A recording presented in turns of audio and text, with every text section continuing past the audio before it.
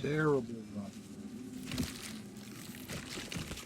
Step forward.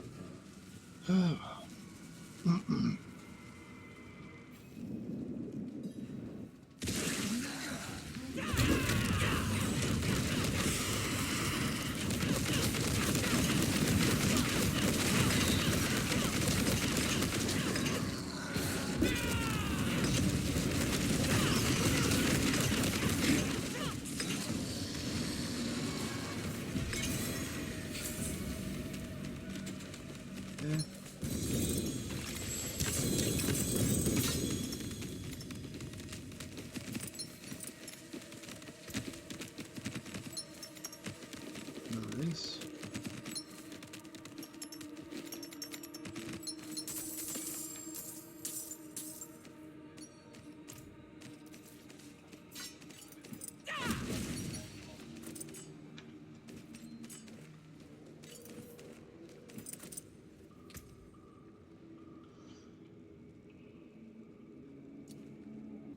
Garbage.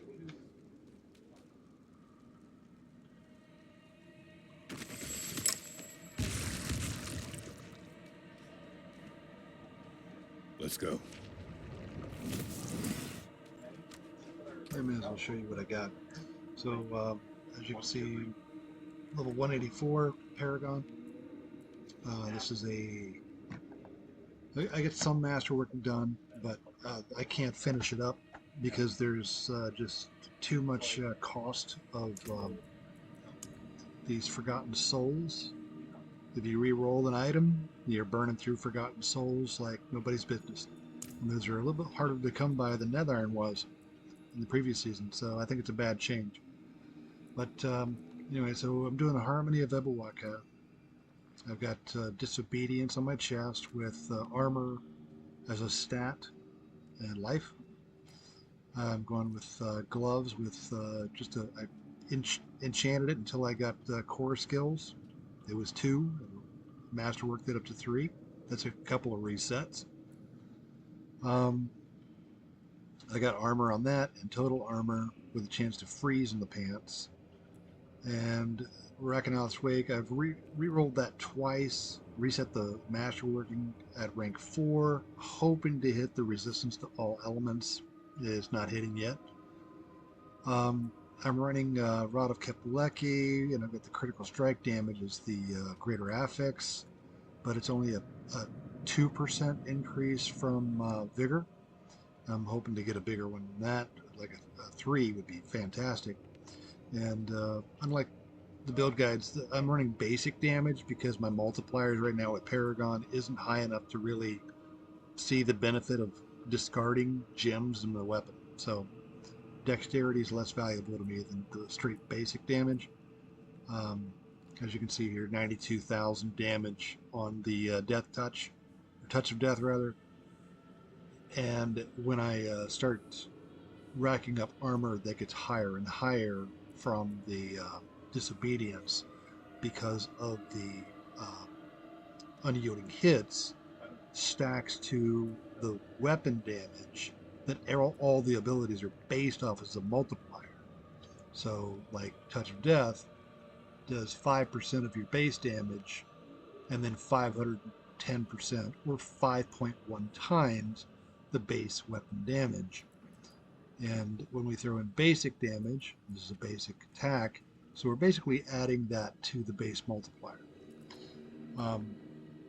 So we got Insatiable for the necklace. I've got a terrible aspect level of that so far. You can go up another 60%. Got Jungle Thorns of the Moonrise here.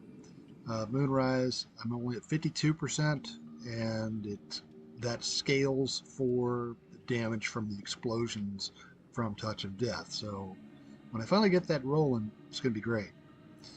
I'm using Ring of the Midnight Sun. Finally got a 44%. That isn't what I had been using though. My previous ring was this one here, the Wound Drinker with a Thorns damage, gains 7 vigor.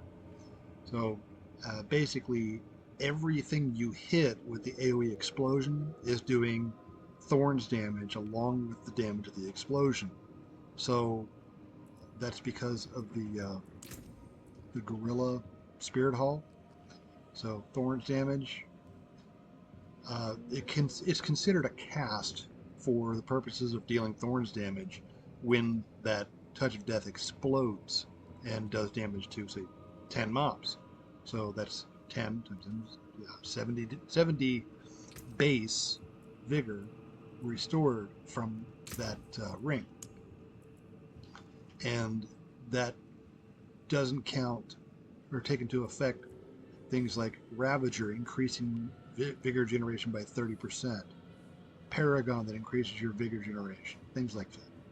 So this, if you haven't found a good version of Midnight Sun, or if you're finding the build just you're not keeping the vigor up well enough yet, try finding a wound drinker. Yeah, I started with a 4 vigor bonus from it, and even before I got the Kepaleki, it was fantastic for the build. Paragon wise, there are a couple of big changes I do from that they use on max roll.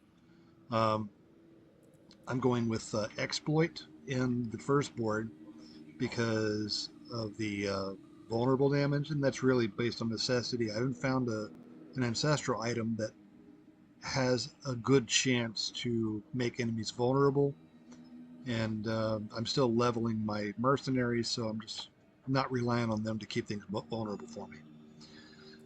I went with Bane on the second board, as most people do. Canny for the third board. And fourth board, I moved Spirit, which on most build guides, it's over here on the starter board. Spirit, I've moved to the sapping board. And sapping is the most important board in the build, in my opinion, in that restoring 15% vigor and increase your damage by 30%. When I got that legendary node, the game changed for me. So, don't give up hope. If you're not there yet, give it a few minutes or a few hours and get your Paragon level up just to the point where you're getting the sapping node, and you'll see things improve quite a bit. But other than that, the Spirit gives you the multiplier for critical strike damage. And critical strike damage, your Spirit uses dexterity. And this board, sapping, has a truckload of dexterity nodes that are within range. I just hit tier 46 on all my Paragon glyphs, and then I started running the hordes and bosses and things like that. Um, but if we were to sum it all up, right now we've got 55 dexterity, and we got 1, 2, 3, 4, 5, 6, 7, 8, 9, 10, 11. 11 more. So 55 more dexterity can be picked up. So that's 110 dexterity just on this board that could be used for the spirit glyph, which I'll probably be doing once I start getting closer to 250. But that's where we're at right now. I've cleared the pit. Unlocked tier 4, but farming there is just a little too painful because my resists aren't there yet. I'm on world tier 3, and as you can see, my shadow resist is 37. I've got to work on my resists a bit, hoping to masterwork that Rakanoth's Wake and hit it on the resistances so that tier 4, it doesn't one-shot me so much. But I'll keep this build updated as things progress, and hopefully you'll like and subscribe.